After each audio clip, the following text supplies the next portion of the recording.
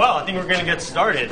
Welcome to Big Bears and Wildlife Corridors, East and West. We've got a great panel today. And if you're in the room, you clearly find bears a compelling animal, as I think we all do, large mammals. And you may have come to realize that we're, as some scientists say, in the sixth global extinction, mass extinction. Unfortunately, we don't have a asteroid or meteor to blame. It's primarily thought to be the result of of humans. And so, really, I think we have a great couple of panelists here with us today to help kind of discuss what the major issues are. Really, with this large carnivore that is really an umbrella species for so many. Going first, we'll have Dale Goebel.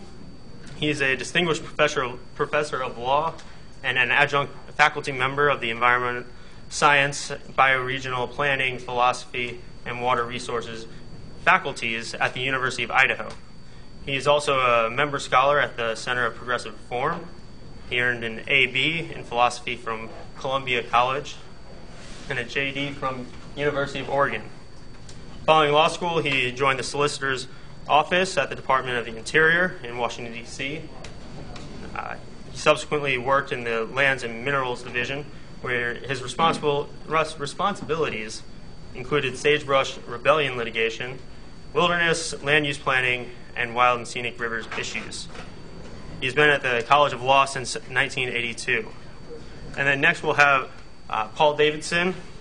He's the executive director of the Black Bear Conservation Coalition, an organization founded in 1990 when the U.S. Fish and Wildlife Service made public its intention to list the Louisiana black bear as threatened under the guidelines of the Endangered Species Act. Representing the BBCC, he has raised and spent several millions of dollars, mostly private funds, to help reverse those trends that led to the bear's federal listing. He's given presentations to tens of thousands of people, planted several thousand acres of hardwood habitat, handled nuisance bear conflicts, and been an outspoken advocate for bears and other wildlife species. He received a B.S. in zoology from Southeastern Louisiana University and did postgraduate work at LSU while working as a research associate. He's been active in nonprofit conservation environmental organizations in Louisiana for the past 30 years. Dale, I'll give the floor to you.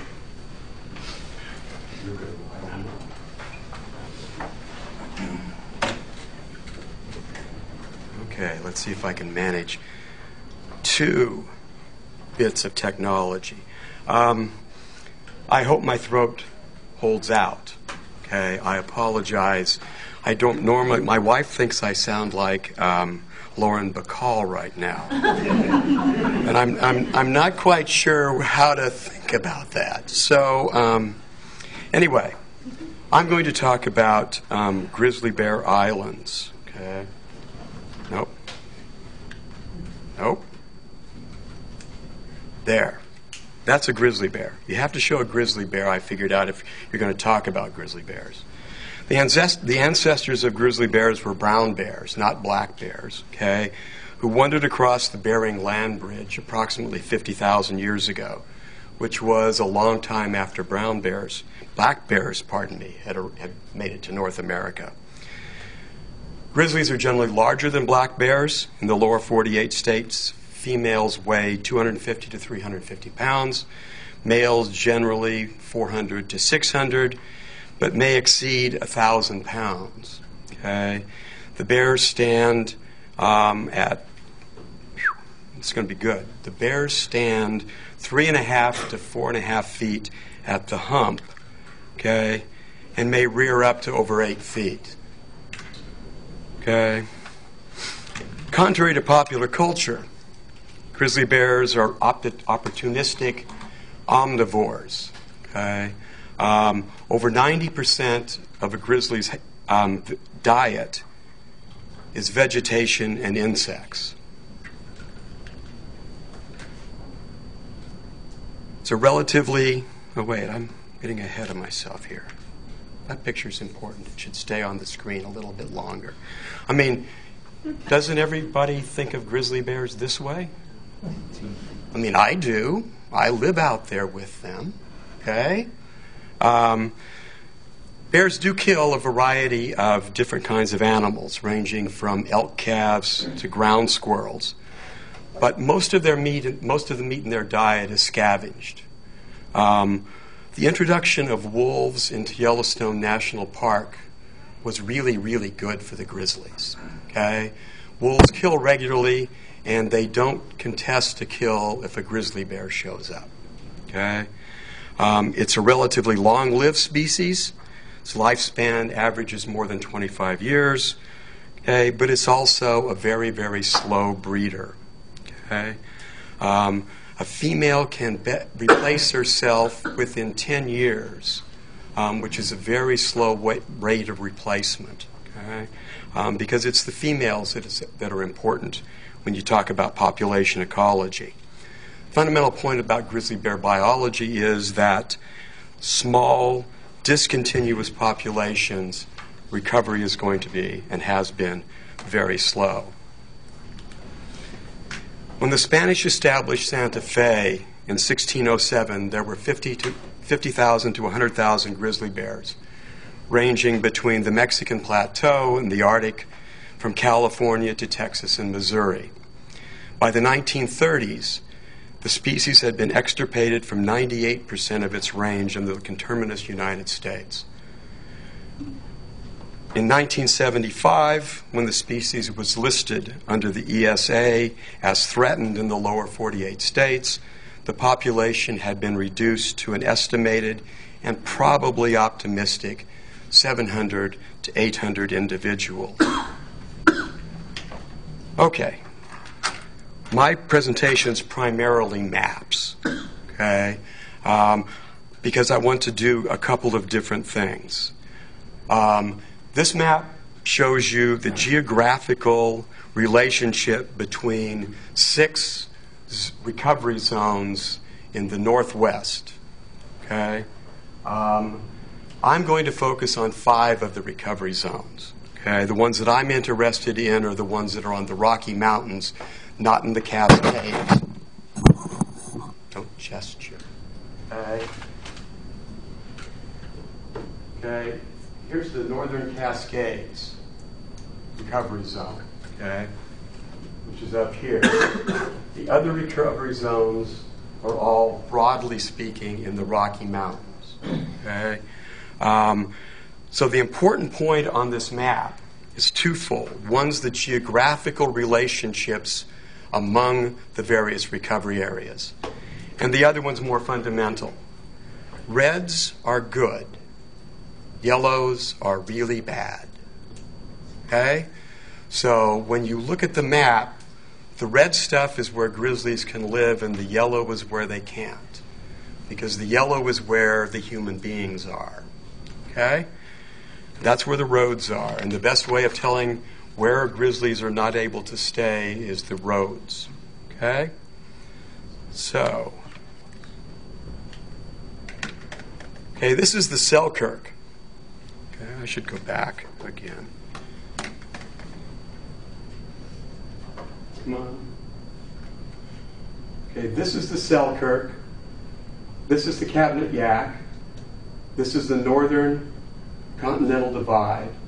This is the Bitterroot, which and we'll get to in a minute. And this is the Greater Yellowstone. Okay? North Cascades. Here, Selkirks, Cabinet Yaak, Northern Continental, Bitterroot, okay, and Yellowstone. Those are the 5 populations. Okay? Selkirk. It's in Idaho. Let me catch up with myself again here. Okay, this is the Selkirk recovery area. It's the only one of the 5 recovery areas I'm going to talk about that includes land in Canada. It includes land in Canada because the population in the United States is not viable. Okay? There's an estimate, it's 2,000 square miles, 2,200 square miles. Okay? There's estimated to be 80 bears in that 2,200 square miles. Most of those are in BC. which makes it sort of unique. This is the only recovery zone, as I said, that includes some of Canada. Okay, the Cabinet Yaak and the Northern Continental Divide recovery zones, I'll get it right, also border on Canada. Yes. It's important to note that the population of grizzly bears north of the line is probably lower than it is in the United States at this point. Canada's Species at Risk Act, which is SARA, okay, is not a very strong in comparison to the United States. Okay, so the population in southern Canada is very low. Okay. Okay. Oh. Okay. This is the Cabinet Yaak. This isn't the Cabinet Yaak, though. Yeah, it is. This is the Cabinet Yaak. No? Then the Cabinet Yaak. So what's the next one? Got them backwards. This is the Cabinet Yaak. Okay? It's a good day, isn't it? Yeah. Lauren Bacall might be a good alternative right now. This is the Cabinet Yaak. Okay? Idaho, Montana. Okay? 2,600 square miles. Estimated 40 bears. Okay? This is the Northern Continental Divide ecosystem. It's in Montana. The north end of it is Glacier Park, or the national park that used to be known as Glacier National Park. It's the largest of the recovery zones, 9,600 square miles, has the most bears, approximately 765 bears. Okay? Okay, this is the Bitterroot system. It's in Idaho and Montana, 5,600 square miles, 0 bears. Okay? When it was designated a recovery zone, there was thought to be a small population of grizzlies in the area. A detailed search concluded that there were none. The U.S. Fish and Wildlife Service began planning to translocate bears into the Bitterroots, which, when you add the contiguous wilderness areas, okay, this is the center. There's more wilderness there. There's 25,000 square miles of wilderness in central Idaho. There's one road that runs up on the western side of Idaho, and the rest of it is essentially unroaded. There are roads that run into it. But there's 25,000 square miles of wilderness areas in central Idaho. Okay? Fish and Wildlife Service began to plan to reintroduce grizzlies into the area. In 2000, when the EIS on reintroduction was done, and they planned to relocate 25 bears into the area, Idaho's political establishment went bonkers. The plan to reintroduce bears was withdrawn. It was replaced with the idea that bears would be allowed to recolonize the area. Okay? Okay. Greater Yellowstone Recovery Area. Yellowstone National Park, Grand Teton National Park, the Rockefeller Parkway that links them, Wyoming, Idaho, and Montana, 9,200 square miles, approximately 580 grizzly bears. Okay? So those are the 5 areas, okay, plus the one in the middle that doesn't have any bears yet. Okay? Total of a little less than 1,500 bears in 5 discontinuous populations. The fragmentation of habitat in the populations is problematic, okay, because species that live on islands, or either islands that are surrounded by water or islands that are surrounded by yellow areas, okay, are subject to higher rates of extinction and have smaller populations overall. That's the basic proposition of something called island biogeography. Okay? Here is the classic sort of example. As the islands grow larger, the total number of species grow larger. Okay? And that happens, as I said, regardless of whether it's water around it or habitat that can't be used. Okay? As the dominant predator and the species at the top of the pyramid in each of these ecosystems, the bears require a lot of resources and a lot of space to maintain a viable population. Okay? The islands lose big animals first because they can't maintain a population that allows them to flourish in the area. Okay? And smaller populations lead to genetic issues. Okay, that's the basic problem. Okay. Solution to that basic problem is to get bears moving between the places. Yellowstone again. Okay, this time, notice the yellow line, okay, that rings the national park.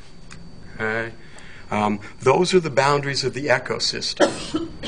They are a line defined by the 4 interstate highways that encircle Yellowstone National Park. Okay, in other words, it's an ecosystem that's bounded by human constructions. Now, it's possible to do things about interstate highways. Okay? This is a wildlife overpass, okay, that's near Banff, Alberta, Canada. Okay? This and some other measures of this type of actions will be needed if we're going to reconnect the landscape in the way that will conserve grizzlies and other large animals. Okay? Okay. This is the green areas, okay, are the basic habitat, potential habitat for grizzly bears.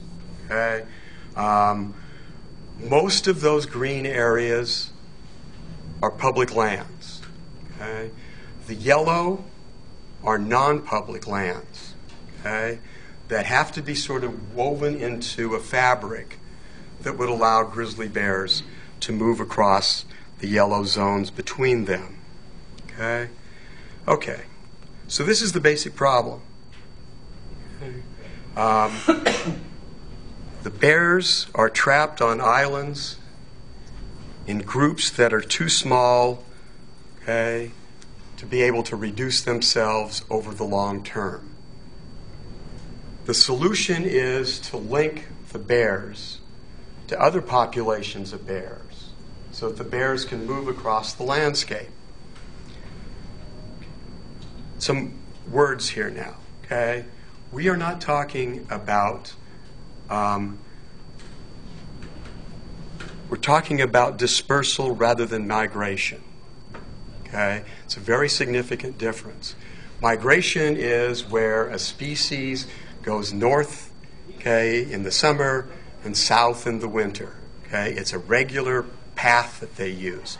There are antelope in Idaho and Wyoming that have migratory routes that they take. Every spring they go north, okay, every fall they head south. That is a corridor. You can do a corridor with that because they stay on the same trail. Here, it's dispersal. It's dispersal because the bears aren't migrating. They're expanding. Okay? So you have to have a recovery zone. A recovery corridor doesn't work. It's got to be wider than that. Okay? And it's got to be the kind of thing that the bears can just sort of move through. Okay? The distance in air miles, okay, between Yellowstone and the Salmon Selway is 240 air miles. Okay? Now, the on-the-ground miles are significantly more because that's a highly vertical landscape. Okay? So the bears aren't going to walk across it in one day. Okay? They're going to have to just move through it, continuing with their lives. So the issue then becomes, how can federal, state, and private lands be stitched together to allow the bears to move between the islands? There's lots of pieces. How am I doing on time? Okay.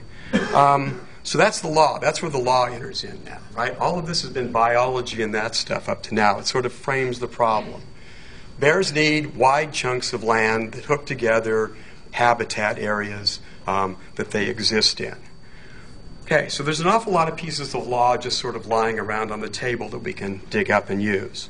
The first is something which I bet nobody in this room has heard about, the Unlawful Enclosures Act of 1885.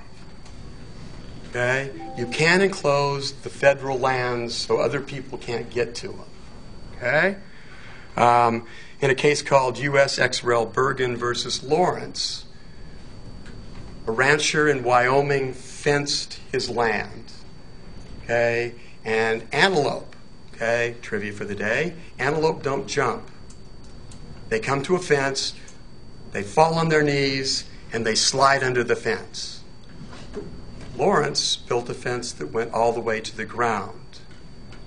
And the migratory corridor of the antelope was across his ground. Before the government got an injunction, some 700 out of 1,500 antelope had died. Okay? But the Unlawful Enclosures Act was used to say you can also block migratory routes. There's the Antiquities Act of 1906, which gives the president the power to designate chunks of public lands as monuments. There's a case called Capert versus United States, which involves a small fish in Devil's Hole in Death Valley. A monument was created to protect the fish. The monument served the purpose of preventing people from pumping groundwater. Okay, so there's a couple there. You can't co-opt. The current Supreme Court position is you can't co-opt states, but you can bribe them. The U.S. has long bribed the states to plan for wildlife conservation. There's the Pittman-Robertson Act of 1937, which provides money to states for states to plan how to protect wildlife and then money to buy the land necessary to do the protection. Dingell-Johnson, which was enacted in 1950, same approach for fishing. 1980, there was the Non-Game Act. Okay? It was never funded. Okay? The other two acts both have built-in funding mechanisms. Okay? There's a tax on shotgun shells and other ammunition, okay, which serves for the Pittman-Robertson Act, which is focused on hunting. Okay? So it's a built-in funding for it. Okay? It provides its own money. The Non-Game Act never had that. In 2000, okay, Congress enacted Wildlife Conservation and Restoration Act, okay, which provided money for SWAPs, State Wildlife Action Plans. Okay, gave money to the states, told them plan for conserving the wildlife within your borders. Okay, almost no standards, almost no real requirements. Okay, in Idaho, for example, where I come from, there are no maps to go along with the plans. Okay, just sort of descriptions. That's because to do a map is to take people's property. Okay? What can I say? The Western Governors Association has stepped into some of that to patch up some of that, right? Fill in the gaps that have to do with swaps.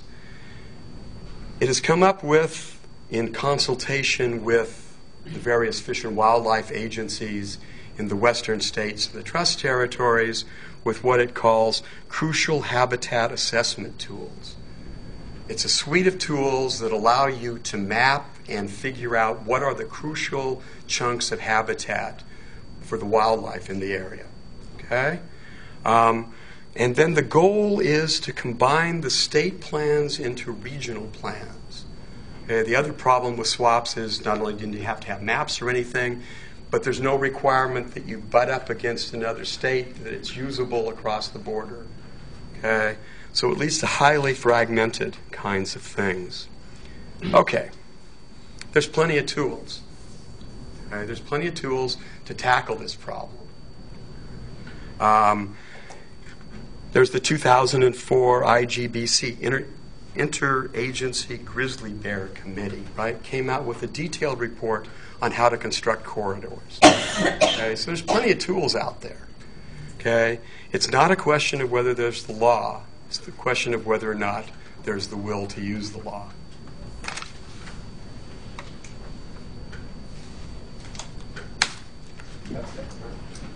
Thank you.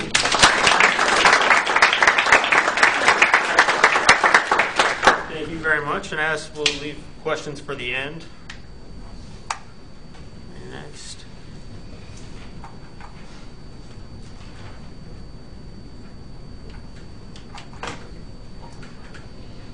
All right.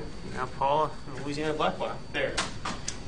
Glad to be here, y'all. So, and I'm not going to talk about the law. We're just going to talk about bears and bear cats. And I'll see if I can do how to do it. All right. First, I'm going to give you the history of the Louisiana black bear and where we are today and how we got there. So, I guess since Harold Shepard's here, he in 1987 petitioned the United States Fish and Wildlife Service to list the Louisiana black bear subspecies under the guidelines of the Endangered Species Act. That prompted the service to contract with the University of Tennessee to come into Louisiana and do some preliminary research. A PhD student came in, captured 25 bears in the northeast part of the state, studied these bears for 2 years, figured out as much as they could in 2 years about the 25 bears, but determined that listing the Louisiana black bear subspecies as threatened under the guidelines of the Endangered Species Act was probably something they should do. So in July of 1990, the service made public its intent to list the Louisiana black bear as threatened. Many of you are too young to remember what was going on in 1990, but that was at the heyday of the northern spotted owl conflict in the Pacific Northwest, and there was a pretty legitimate concern that listing the Louisiana black bear was going to lead to that sort of contentious, polarized scenario here. The big difference in Louisiana and the South and the Northwest is that 90% of the habitat in this region is privately owned land. 80% of the habitat out west is public land. The Endangered Species Act has a lot of teeth in it on public land or any project that's federally funded or federally permitted. So what that means is there's no mechanism in the Endangered Species Act that can force private landowners to manage for bears. And we recognize that if we were going to, in fact, restore bears to this region, it was going to have to be done primarily on private land. The bears that existed were mostly on public lands, but certain parts of the state they were on private lands too. So if the bear was perceived as a liability, it's unlikely that landowners would jump up, participate, and actively get involved. So how we were going to do this, we didn't know, but we just knew that we needed to try to do something. So what we did was try to engage as many stakeholders as we possibly could. Anybody and everybody was invited to participate. You know, if you were interested in bears, interested in habitat, interested in land use, any of that stuff, we invited you to the table. And it ended up with about 60 different member organizations. Initially, we weren't a membership organization, and we just had all these groups, timber companies, utility companies, the soybean growers, the sugarcane league, all these people that certainly had the potential to oppose anything we tried to do with restored bears. Personally, I have little confidence in the government, the government's ability to do these sorts of things. But that's my personal opinion. But what we did, we had all these really good wildlife biologists who work for timber companies, who work for a variety of independent consultants and stuff like that, and collectively we formed these committees that had certain designated duties.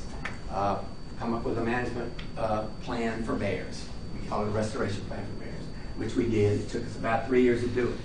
But it was a very comprehensive call for the restoration of 5 different subpopulations of bears.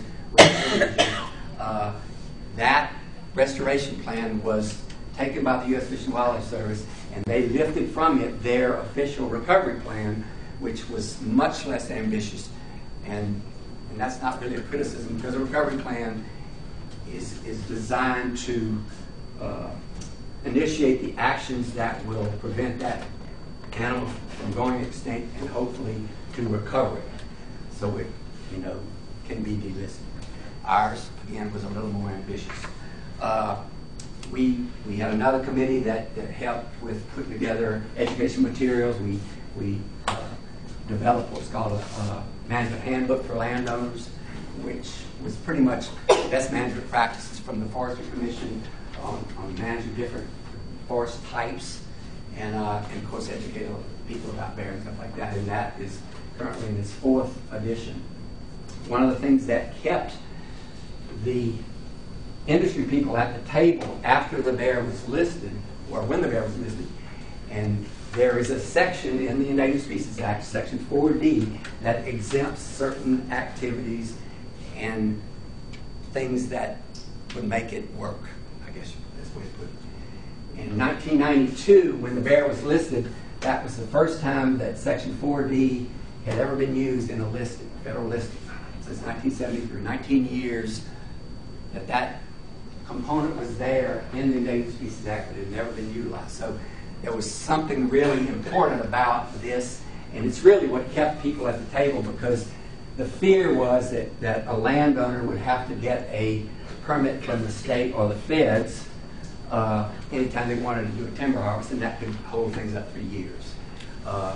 One of the things you need to know about the Endangered Species Act and the difference between listing as endangered and listing as threatened. When a species is listed as endangered, the U.S. Fish and Wildlife Service is the lead agency overseeing the management of that particular species. When an animal is listed as threatened, the given state agency takes the lead. So, and that's important when you realize who you got to be working with and how things are going to work. It, in my opinion, works better when you don't have to deal with that whole federal bureaucracy. It has its own set of problems when you're dealing with state bureaucracy too, but nonetheless, dealing with the feds would mean that decisions made in Washington, D.C. or Atlanta would dictate what a landowner could or could not do on their land in Louisiana, which most landowners would tell you is problematic. Our mission is to promote the restoration of the Louisiana black bear throughout its historic range through education, research, habitat, and population management. At the time the bear was listed, there was not a bear biologist in the state of Louisiana. The universities had never, there was one project at LSU that had been done in the 70s involving black bears. No other research had ever been conducted in Louisiana prior to 1988 when Dr. Keith Weaver did his work up in the Tennessee River Basin. So we just didn't know anything. I read every book I could find about black bears, and over the years I've learned that parents didn't read those books, because I can tell you a lot that you read in the literature is not in fact what's the way it really is. But at the time, again, no research had been done. That's one good thing I had in the timber companies at the table. We were able to raise tens of thousands of dollars. Got the University of Tennessee, who does have a lot of experience with black bears, probably more, well, without a doubt, more than any other university in eastern North America. Dr. Michael Pelton was heading up that program back then, and we engaged them to do a number of different projects in Louisiana, and then did recruit a professor at LSU to do some work in South Louisiana starting in 1992. But the BDCC determined what research priorities would be. And again, we had this collection of the best biologists in the region. So with the best biologists in the region, we still had input from Dr. Michael Pelton from the University of Tennessee and Dr. Michael Vaughn from Virginia Tech, who had long histories of working with bears. And they kind of allowed us to jumpstart that program and leapfrog over a lot of preliminary stuff that we really didn't need to do. The primary reason the bear was listed in the listing document states that conversion of habitat, lower Mississippi River, Louis Valley, historically 25 million acres of bottomland hardwood habitat. By 1990, late 80s, 90, it was diminished to less than 5 million acres. So 80% of the habitat had been converted mostly to row crop agriculture and the like. And so that became the focus of one committee. But initially, and I'm not going to lie, we were more concerned about trying to avoid conflict, avoid some sort of litigious thing that then took management out of our hands, people's hands, not ours necessarily, the BDCC, but the people, the landowners, the people who were, the stakeholders, we'll call them, that had the most potential impact from this listing. And populations we would deal with later as we had more bears. At the time of the listing, it was estimated there were no more than 300 bears in the state. So in our educational effort, you know, again, I thought I had read everything I could about bears, but I was the one going out and doing, you know, the grunt work and going into school groups and civic organizations and talking about bears. And of course, everybody was kind of like, what the hell we need bears for? You know, I mean, those things will eat you. You know, and it's not quite as bad as it is with grizzlies, but bears get a real bad rap. I mean, I can promise you they're not nearly as fierce as people think. They can be pretty destructive, as Mark can tell you. They'll tear up a lot of stuff if you're landowners. They're always looking for something to eat. Bears live to eat, and they have a tremendous sense of smell. They can smell for miles, a good food source. And, I remember one of the things I read back in 1990 was, you know, a bear could smell your footprints when they're 3 days old and tell what color wedding dress your grandmother. Their sense of smell is beyond anything we can even imagine. We live in a visual world. They live in the salt factory.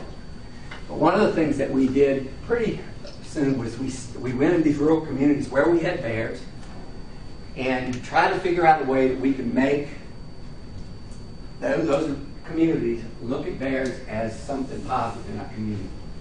So if you're from Louisiana, if you lived here very long, you know we're big on festivals. So we started bear festivals in Roland Park, Mississippi. Every October there's something called Great Delta Bear Fair. And every April in St. Mary Parish in Franklin, we have what's called the Bayou Teche Bear Festival. And the intent of these festivals is not only to educate people about bears, but also to show these rural communities, small communities, that bears and habitat that provides, you know, for bears is something that can be an economic driver in that community.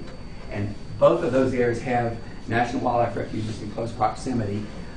There's really nothing else going on. It's mostly ag around there. So in all these little pictures, we have what's called what do we call it? Bear maze, where we put these little artificial fur vests on kids, and then we have like 12 stations that they go through, going through a year in the life of a bear.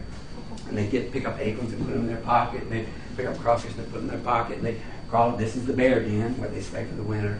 And it's just really neat. And for a number of years, I used, when I was doing all the nuisance bear work, I used dogs to haze nuisance bears. And these dogs are very well socialized, and I was able, since you can't take a bear into the classroom, I was able to take the bear dogs into the classroom and then show slides of these dogs working the bears, and it just was a big hit.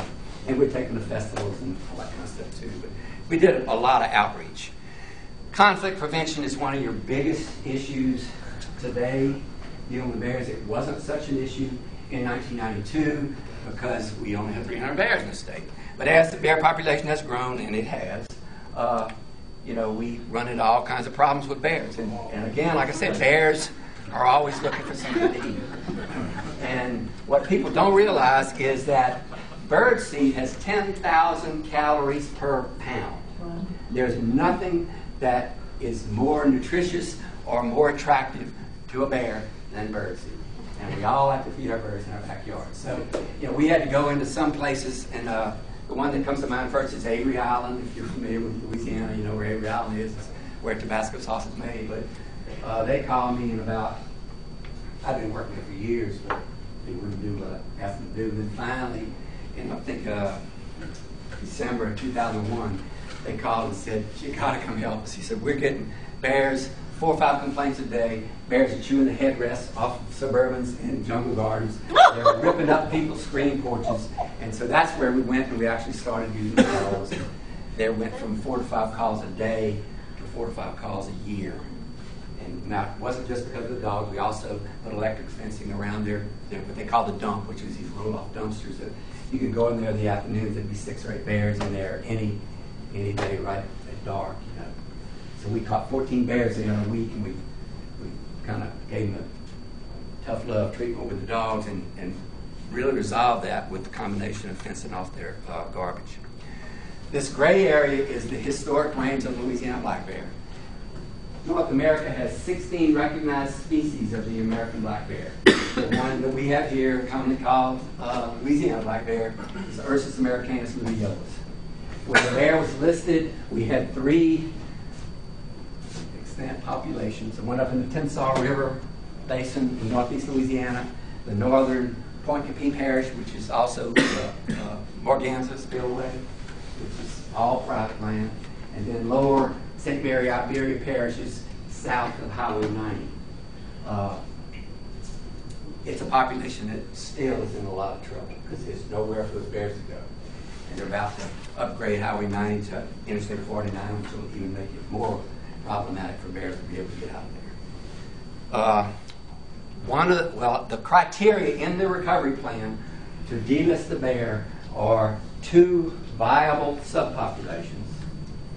And then, so you had 3 subpopulations then. Evidence of genetic flow between those 2 populations. And corridors connecting those populations and protection of those corridors. In my opinion, at the time when the recovery plan came out, I said, but how do you define a corridor?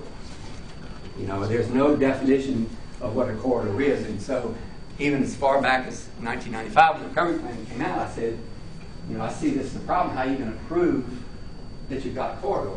And the woman in charge of bears at the time of the service said that I'll be retired by then. It's not my problem. I said, well, okay, we'll deal with that when it comes. But that's going to be an issue when the bear the petition is made to delist the bear is, you know, what is a corridor and do we have corridors, which will be difficult to prove in my opinion. Along the course of all this, we sponsored what's called the Eastern Black Bear Workshop in 1997, where all the bear biologists of East North America came to a meeting. It was actually in Mississippi. And there was a graduate student from the University of Tennessee who was doing a project in Kentucky and Tennessee where they were moving female bears to unoccupied habitat with the intent of, you know, restoring a bear population in that area. And they all went back where they came from. Well, the next year, but he was going to continue it until he finished so he could get his master's. But the next year was one of those years that Congress held up the budget and they didn't get their funding until after the beginning of the year.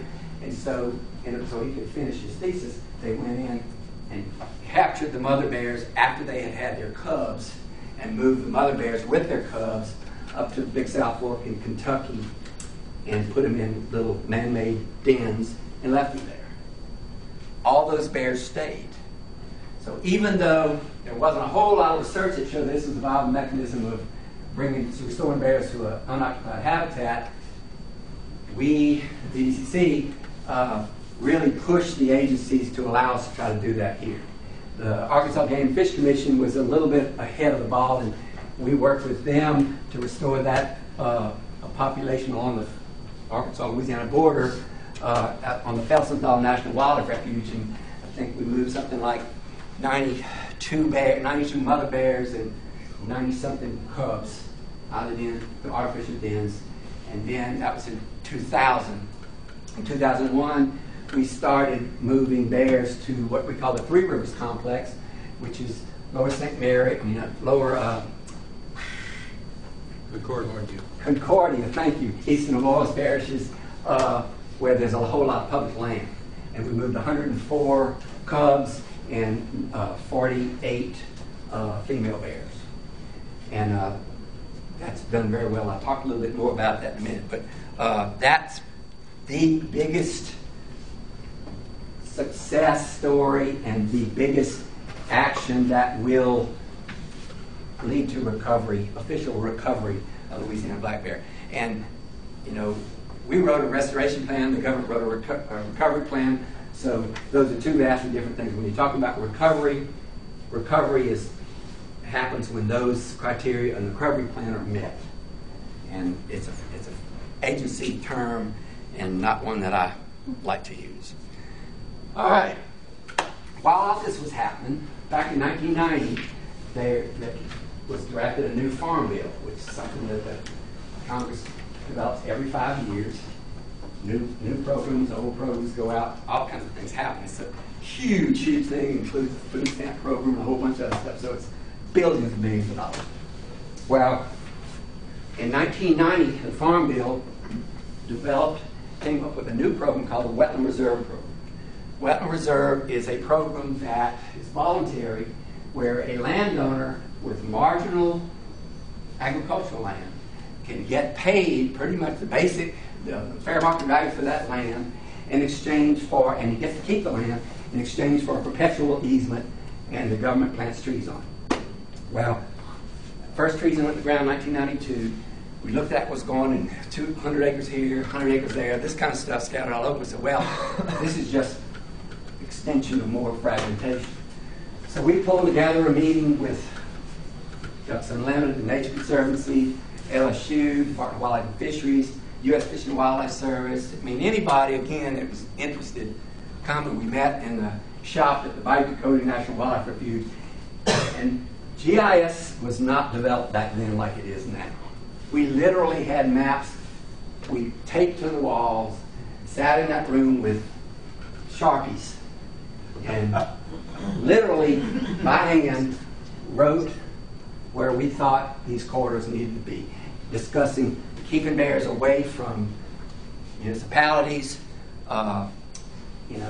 things like that. And as it was refined, we gave those maps to the Lower Mississippi River Joint Venture, which is a part of the Fish and Wildlife Service up in Vicksburg, which actually did have a lot of GIS technology at that time. And they came back with maps, and we kept refining them over the course of about 18 months.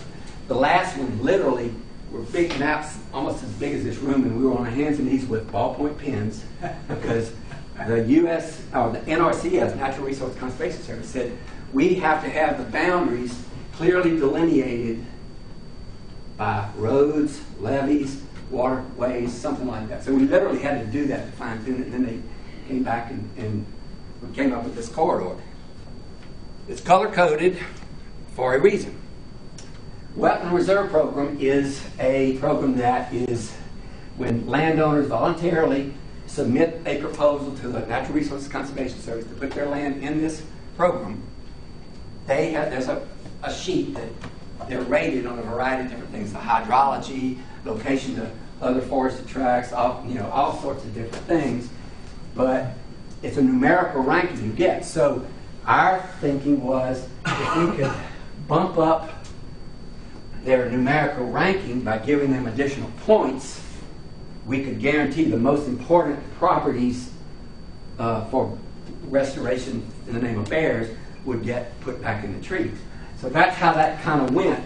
Is these, you can't see all these little beige areas, but some of these are lost in the green, but that's like the Tennessee River National Wildlife Refuge, Big Lake Wildlife Management Area, stuff like that. So all the properties within and around those big 90,000 acre public land tracts were included in that area that would get 130 extra points. So if that landowner applied to be enrolled in WRP, it was a guarantee he was going to get picked. And they only had X number of acres per year and all that. So anyway, over time, we have been able to fill in a lot of those gaps. The downside is that as federal budgets get cut, there's less money to go around, and that's compounded by the fact that land values have gone up over 100% since all this started. Back in 1993, they were paying, I want to say, $790 an acre for land that now you have to $1,700 to $1,900 an acre. So even though they maybe have as much money as there once was in that kitty, it's half as much land is protected. But it's been a fantastic program, and over the years, we have 300,000 acres in perpetual easements in Louisiana.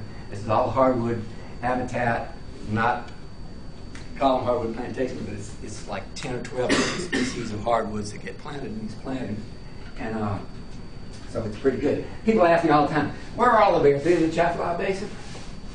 Mostly the Chaffalot Basin is too wet for bears. So what really needs to happen is, development and continuation of what we have available on both sides of the basin proper.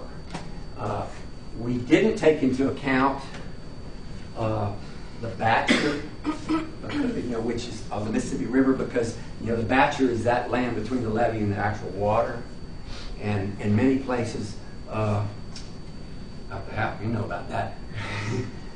These places are very wide, and there's a lot of wildlife there. And we have had bears, for instance, probably in about 2005 or 6, we caught a bear in Boyles Parish that had been captured as a nuisance bear to Lake Village, Arkansas, 6 months prior to that. So we have always known that we're, little rambling men, that these subadult males that cover a good bit of ground. Bears are very mobile, and like they say, dispersal is really key to the success of bear population, because subadult males are booted out of their home range that they were raised in by the mother bear, and it's nature's way of preventing inbreeding. And that's not unique to bears; it happens with a number of other species. But 90% of the nuisance bear complaints throughout the world, I don't care what kind of bear it is, polar bear, spectral bear, Asian black bear, they're subadult males that have just been run out of their home range by their mother, and they encroach on the habitat of another adult bear who beats the devil out of them, and they end up where people are because there aren't other bears there to beat them up. It's really simple, but we don't think in terms of that kind of stuff.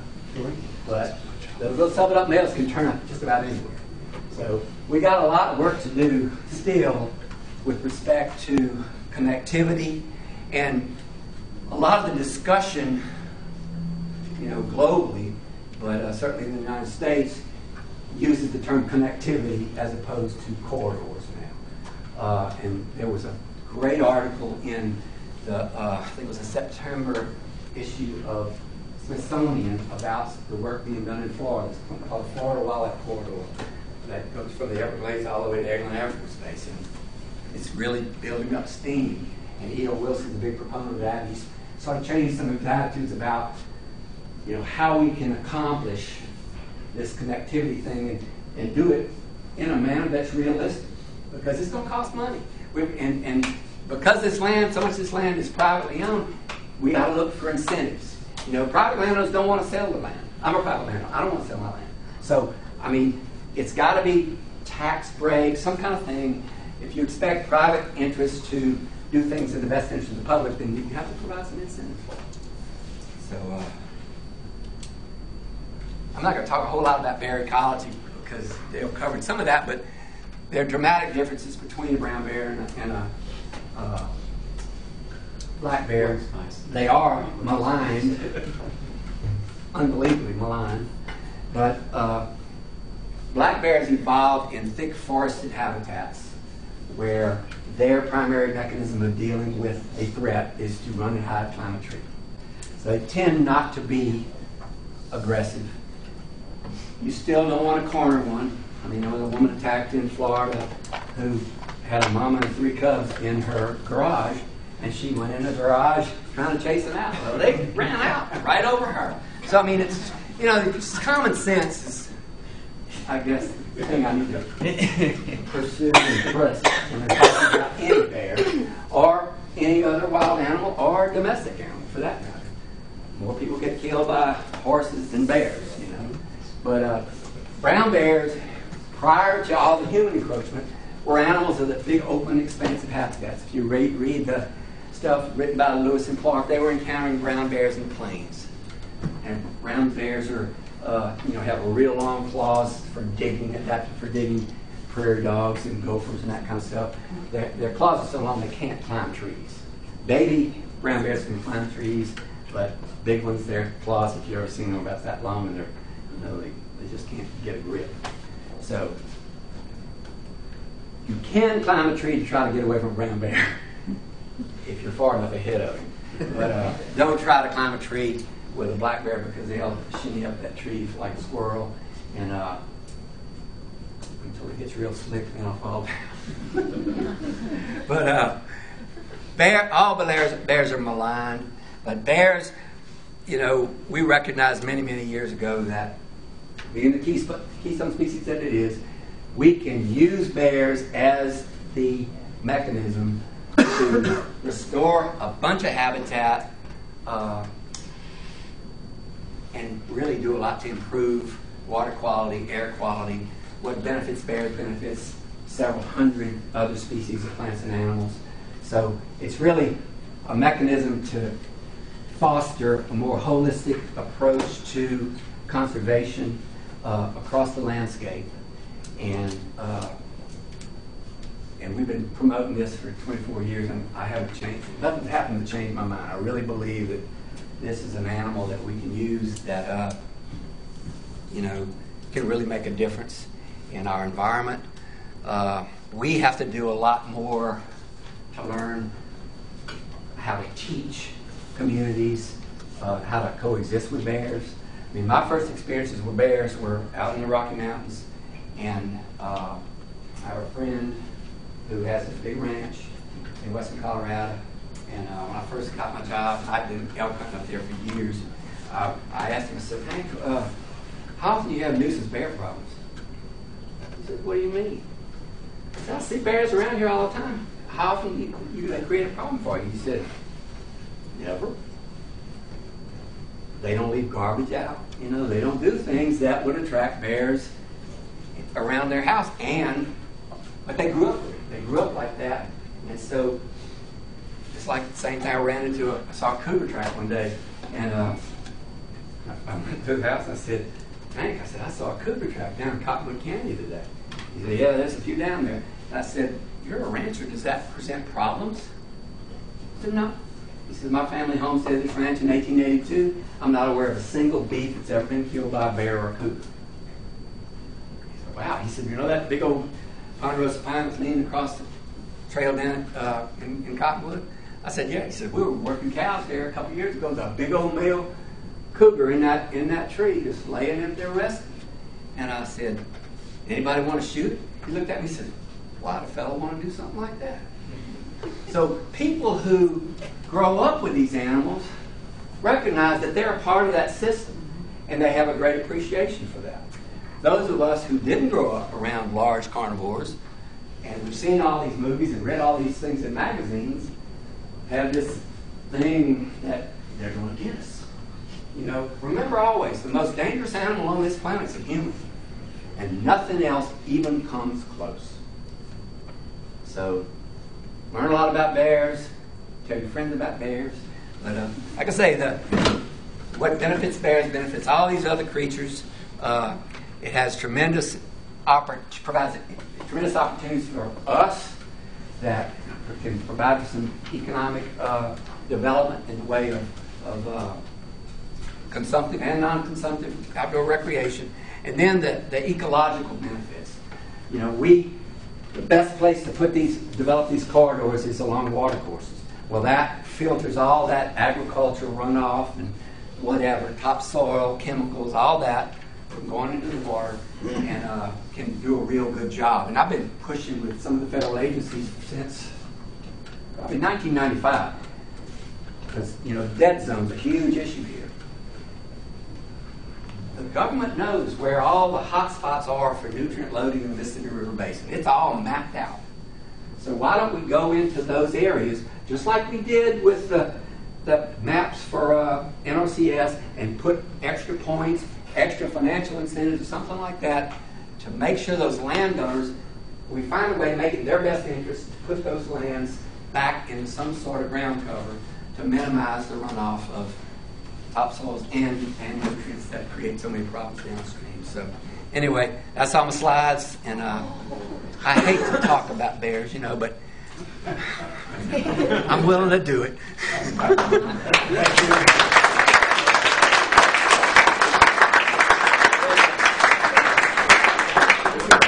have, I think, 25 minutes for our questions.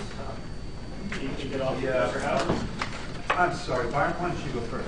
Well, just that latest farm bill last year, will that have any impact on you? No. Actually, the last farm bill was really good for us in the Lower Mississippi River Louis Valley. Politics dictates a heck of a lot, and we, working with Ducks Unlimited and some other bigger groups, were able to work with a person who used to be an aide to Senator Thad Cochran, Mississippi. Senator Thad Cochran, I think, is chair of the Ag Committee, if I'm not mistaken.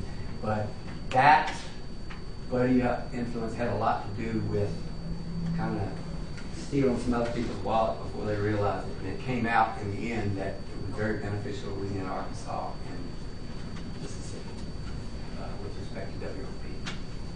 But that said, I can tell you budget cuts there's no way to avoid those. I mean, you can have all that stuff in the farm bill, but if the budgets get cut, which they tend to be able to do that on any given year, it can come out all of that. Please, others. Off at the top. Yeah, I have a question for Professor Goebel.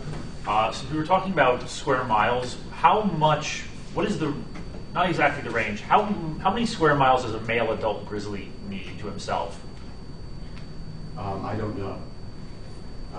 It varies. The southern edge of the grizzlies is drier. There's fewer grizzlies down there. Okay.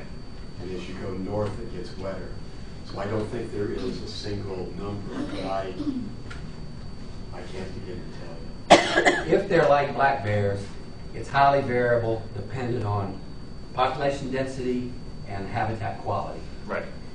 If all a bear needs is in close proximity, there's no reason for them to venture out. And they're actually a lot more secure, and there's less chance of them getting hit by a vehicle or shot being somewhere they don't belong. Back in the early 90s, when the bear population was lower, this is purely anecdotal, but the bears we were trapping, working with Devil Shoot, I kind of came up with this. I think we caught like all the bears in certain areas pretty much. And my perception of this was one male bear will cover the habitat of 6 to 7 female bears. I mean, that's all they can. And if it's done in good habitat, they're not going very far to meet their needs because they're moving around all the course of the year. They're moving around, making note of where those girls are. And then come breeding season, boy, they're hitting them all, And if it's poor habitat, then they have to go farther to cover the range of those 6 to 8 female bears. And we had one male bear in, I want to say 1992, who ended up getting killed because he covered so much habitat. But his home range, regular home range, is 120 square miles. And this is a black bear, which brown bears cover a lot more habitat than that. Brown bears are also different when it comes to overlapping sexes. Grizzlies, males will not tolerate females, females will not tolerate males, period. Unless the sow is in estrus. It's the only time, other than that, the two sexes are separate. Okay? But you'll never have avoid the one density, you'll never have a population density with brown bears that you can have with black bears. Question right there? Yeah. With the mitigation banking, are y'all involved in guiding that to help black bear recover? To a degree. We work a lot with those outfits, and they have a lot of potential to contribute a lot. I mean, that's a huge, the way mitigation banking is, if you're familiar with it, it's private investors are investing in these groups, and they're buying land and then planting it back to trees, and then people who develop wetlands have to mitigate it by buying credits from these mitigation banks. So, last I looked, wildland hardwood mitigation credits were going for like, $10,000 an acre, up to $50,000 Yes. an acre. So they could buy land for $1,500 an acre, jump through all the hoops with the Corps of Engineers for, might take 2 or 3 years to develop a mitigation bank, and they might have $2,000 an acre invested, and they can sell it for $50,000. Yeah, they pay But it money. stays in wildlife habitat perpetuity. Right here? Yeah, middle. Or is the state getting a benefit out of the Louisiana license plates, black bear? I think. I mean, is that money really going towards what some folks The hope? law it is? says it's supposed to have some bearing on bear. Would you see any of it? No, I don't see it. But the last I heard, they had raised about $400,000 with that license plate. But you suspect it's going to a good cause? Well, they spend a lot of money on bears. I can tell you that right now. Okay. Several $1 million has been spent by the state. A lot of federal money that comes down through the states to do bear research in recent years, mostly to try to prove recovery, but the current population. What you do is we're here and then Professor Huff. I wonder if you could talk a little bit about the differences in the success of this program versus wolves, and thinking particularly about the Section 4D rule that was used to introduce wolves into North Carolina as red wolves. Was it Section 4D or was it Section 10J? It was, Experimental you're right, it was a Section 10J rule. I mean, but they've reached the point now where the public acceptance is so low that the state is actively lobbying to have the program end, and the service is considering doing that. I'm just wondering if there are any sort of lessons that could be applied between the two situations.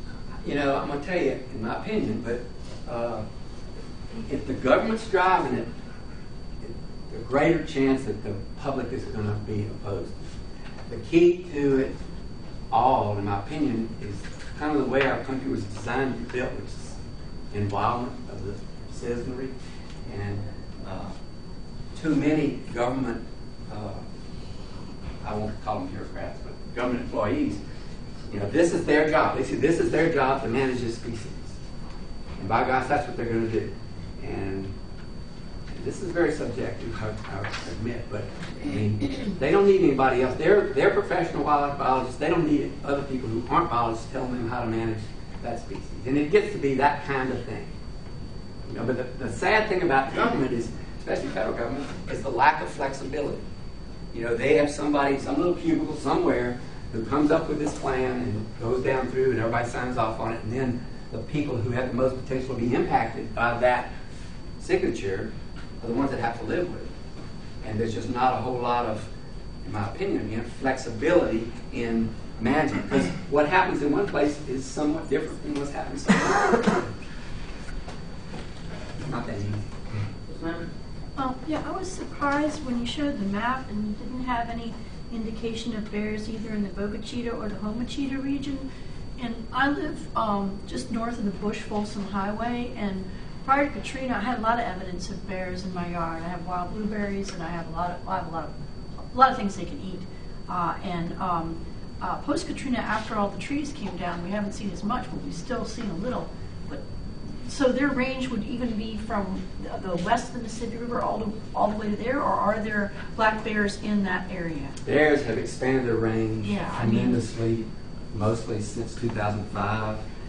That I've kind of looked at and called like getting a critical mass of breeding age females, and then all of a sudden, boom, they went everywhere. So the maps were, the U.S. Fish and Wildlife Service is still calling occupied breeding habitat that was occupied breeding habitat at the time of listing. Gotcha. So those maps, the maps of the Fish and Wildlife Service, just in the last few months, I've seen the maps that they've put out, and I have a meeting with them on the 31st of March to expand those maps again. But most of the older maps that we see are because the Fish and Wildlife Service has stuck with their guidelines on breeding occupied habitat being that it was breeding occupied habitat when the bear was listed. Well, they said the same thing about when we had the big black cats in the yard too, the big what they call panthers. They said it wasn't there, but it was there. I saw it and I got a cat cast. I got a plaster cast of the track and sent it to Skip Lozelle at the University of Southern Mississippi. He tracks those things. He told me it was either melanistic jaguar or a leopard. Either way, I should be careful. And it was looking at my geese. So I talked to some of the local older farmers, and they said that the big predators follow the deer down the bayous, in the winter to the lake, and then they go back up, because I know they've seen bears in the trace in Madisonville, but they follow the trace, or they follow the water. Some adult males can turn up anywhere. Yeah. And those aren't considered, that's not considered occupied habitat. So they just move through. Yeah, generally. They won't stay. And after, well, I mean, we've had radio call bears for years, and typically what happens is they'll disperse, and then when they get to be 3-4 years old, section of the tour, they head back. But they're big enough to take care of themselves and not intimidated by those other bears. They go back to where the girls are. So if I see a bear, should I report it, or should I? Yeah. So who should I contact? Louisiana Park Wildlife Fisheries or Mississippi Park Wildlife Fisheries, wherever you live. I mean, they're not going to do anything, but it's a No, good thing I'm for not them to afraid of know. them. I'm not afraid of them. Yeah, we've had bears, I mean, coming near my house for years, and it's not anywhere in. No, I usually saw tracks when we had blueberries that were. Oh, yeah, that's they're when they- driven by food. Okay, Driven by thank food. you. Yeah, one for each of you. My call is, there's a difference that you're making between the services recovery plan, which is rather minimalistic, and your restoration plan. Is that a quantifiable difference? That is to say, are you looking for different numbers or different acres? Do you have a different target than they do? That's half of it. And the other half is, would you support at this point a delisting because the services recovery plan is achieved? What does that do to your restoration effort if the service delists? Maybe nothing, maybe a lot. I'm not sure, but again, I said that the recovery plan is the minimal effort made. So has the minimum been met in your opinion now?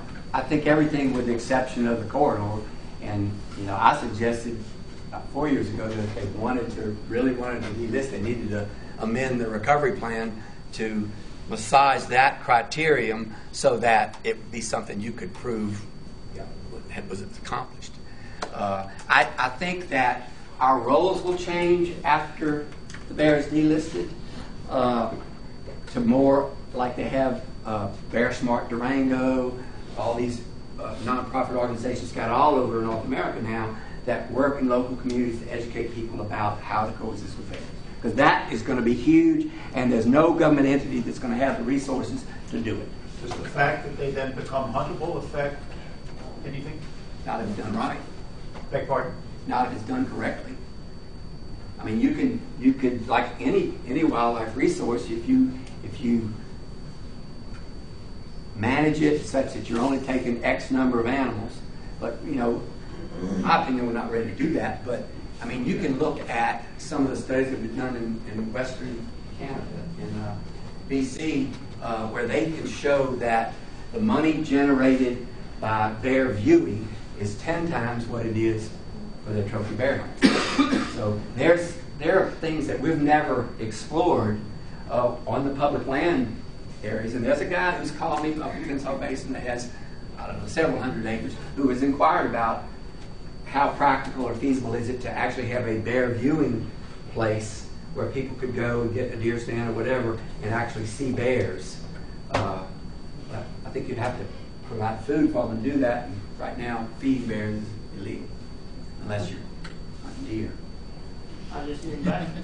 In regards to the grizzly bear, outside of the Idaho, Wyoming, Montana region, are there any other regions that would be able to sustain a habitat of bears where there could be a successful migration or successful reintroduction, like the Sierra Nevadas or Colorado, or are they going to have to stay in that region? Well, there's the Washington population. The Cascades are fairly wild. There were grizzlies in southwestern Colorado, and some of that might be rugged enough. I think it's probably too small to produce a lasting population. I mean, they're big. They're big. They take a lot of space. And there aren't that many places left in the United States where there's that much space that doesn't have roads through. I mean, it is literally that the best way to figure out where grizzlies can't survive is to look at the road density. In part it's because the bears aren't dumb and they walk down roads. And then during hunting season they're killed and they're poached and all this other stuff happens. I mean, so it's road density is a measure. And there aren't that many places in the United States like there are. Paul, the work being done by Tennessee, is there any evidence that there is some swapping genetic material between any of these isolated? Oh yeah. So, DNA technology has evolved so much in recent years. They can now document that. And I mentioned earlier about that population we relocated into Lower Concordia and Eastern Boils. They can document now from hair snare DNA that male bears from the Upper Point Key population have moved into that Three Rivers population, bred those females, produced young, and those young have dispersed up into the Tensas population. I mean, they got the DNA to prove it. So, and they'll tell you, if you listen to one of Joe Clark's presentations, he'll say the most significant thing that's been done to recover the Louisiana black bear is the repatriation of bears to the Three Rivers complex. Because it was a stepping stone, which we kind of predicted it would be. But we didn't know we'd have the ability at that time to take hair and prove it. It's scary what they're doing. Yeah, I know a lot of the grizzly habitat is either wilderness, national forest, or some glacier and national parks. But I know there's been a number of suits challenging forest management plans for failure to consider the grizzly. What's your sense in Idaho and Montana as far as the National Forest Service and their, there's a perpetual tug of war for communities and people who make a living off of natural resources and alternative uses of those natural resources. And that's what the spotted owl is about.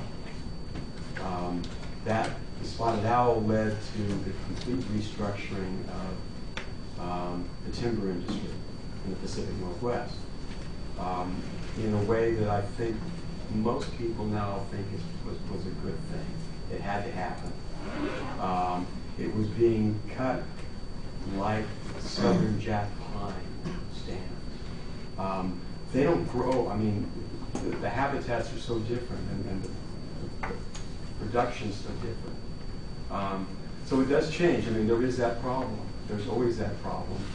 I have a number of students who make a living, ex-students who make a living as suing the Forest Service, alleging that timber harvests are not in line with the needs of, right now it's lynx. The lynx is the big thing right now because there's just new studies and all that stuff, and so yeah, there are problems with the Forest Service. I mean, so it's a complicated thing. Well, based on your work with NRCS and the nuisance bears, how do you define a corridor construction now? It's not obviously not just planting trees. You have to. You said something about identifying corridors that weren't close to population centers. Ideally, I think what you're going to see now that there's been so many years of tracking bears. I mean, Louisiana Department of Wildlife Fisheries is keeping GPS radio collars on probably 30 to 40 bears right now, and trying to let the bears show us where they're going. And back when we were doing this 20 years ago, I mean, we were having to go out and track bears, drive around with a handheld antenna and stuff like that to see where they're going. Now, once you get that GPS collar on that bear, you go sit in your office and you pull up a website, put in your password, punch in the number of that collar, and it'll show you everywhere it's been, where it is now, and all that. And then they retrieve those collars over a period of time, and it gives them even more information. They just plug it right into the side of the computer. You get this map that shows everywhere that bear is been. So that's kind of the thinking right now. Is okay. Let the bears tell us where we need to concentrate on split trees And that's part of the point about the difference between a zone and a corridor. Habitat is patchy. Okay, even when it looks similar, it's patchy to the animals that live in it. And so, a corridor you can lay out essentially through stuff that looks the same, but the animals treat it as though it's really different. Okay, which is why width becomes a really, really important thing then, because that allows the animals to move through the patches that they like. So. Gail, do you have a view on whether the Fish and Wildlife Service can or should delist any of those populations of grizzly bears? I know they've been trying to, and they've been sued a couple times. But I think the whole DPS authority delist is in question as well. It's just, should they do it from a recovery standpoint? It's given climate change in particular, okay, which is going to change Yellowstone, which is the southernmost one, which is always the driest, is already the driest one. Okay, so I would expect that the number of grizzlies would decline over time.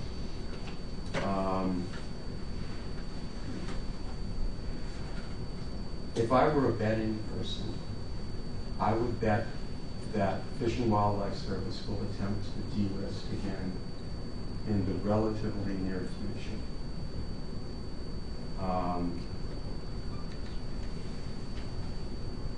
There's no progress really being made at this point toward actually on the ground doing a corridor translocation zone.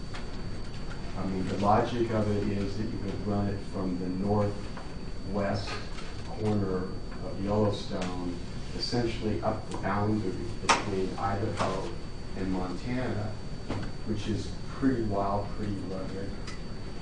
Not much there in terms of human population. There's a whole lot of roadless areas, Forest Service roadless areas, which now in Idaho are not being cut until things get shaken out of there. But if you could get, if you created those kinds of things that did in fact then break the bitter roots, I mean, without linkage, I think that the population is too small. Yeah, I had a question for Dale. You talked about how we have a lot of law and tools. It's just a matter of will. But about that law, would it be like organizations to get easements from private landowners or municipalities, or would this have to be a federal effort to actually create these corridors? In the West, which is different than here, most of the land that's involved is federally owned.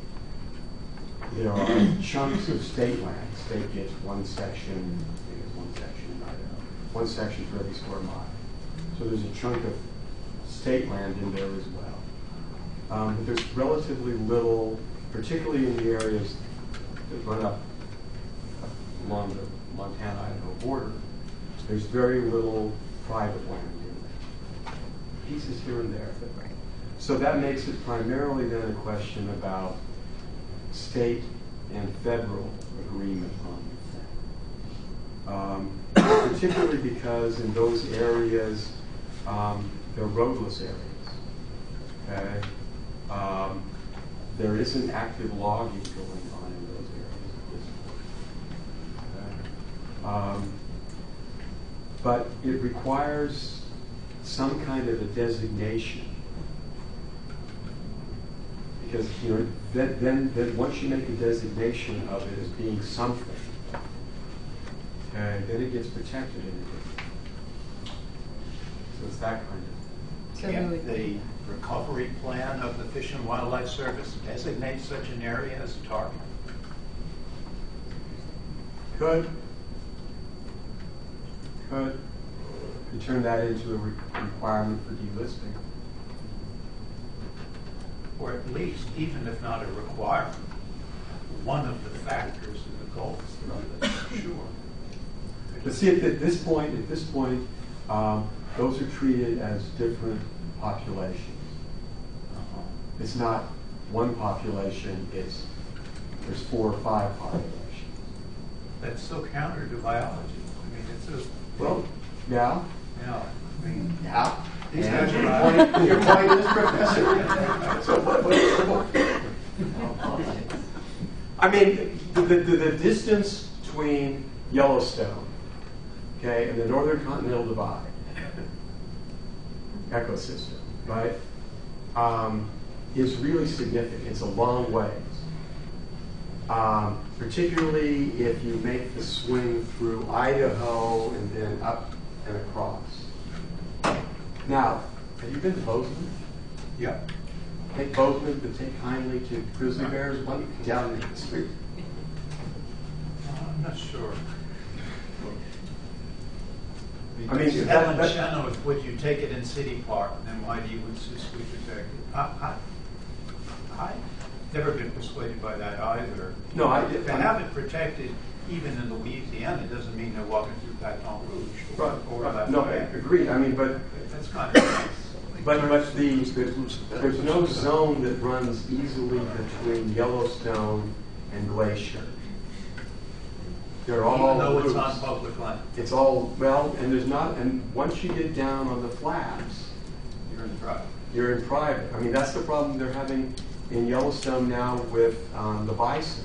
So that's where you could do HCP, just like mitigation. You could do credits for timber elsewhere or something to acquire those. You set up a point system, what the ball is, and you make the money work. I mean, there's all kinds of ways of doing it. Some of it you have to buy. Some of it you're going to have to condemn and buy. But some of it you can give them the incentive just to protect and let them keep the title. Sure. So it's a question of what funds the point system. And it's also a question of whether or not somebody's willing to sort of step up and say, this is what we need to do. We need to be thinking this way. Would a presidential executive order help, or would it that just because it has Obama's name on it, just kill it? I don't think Obama's going to do anything to please Idaho. I mean, please. This would hardly please Idaho. I know, that's what I'm saying. No, I mean, would please most of the people in Idaho. I see. Idaho is the reddest state in the United States. Well, has been for a while. Many of us would claim that, I suppose. So, you know, and so you can't use that as the basis for making a decision. Yeah, I think you make the saving the bear the basis. Right. Right. And it's going to be intensely unpopular. If you file a qualitative model, there has to be an articulated goal, and then people will sit down with stakeholders and figure out how we're going to get there. If the executive order directed that happen through the federal legislation, to develop incentives. The executive order says develop incentives so that a corridor can be established. Even that, you need something to light the fire. I mean, everything's there. You need something to light the fire. And the lawsuit can't light the fire. Oliver, you ought to come out and visit. Oh, well, I'd love to.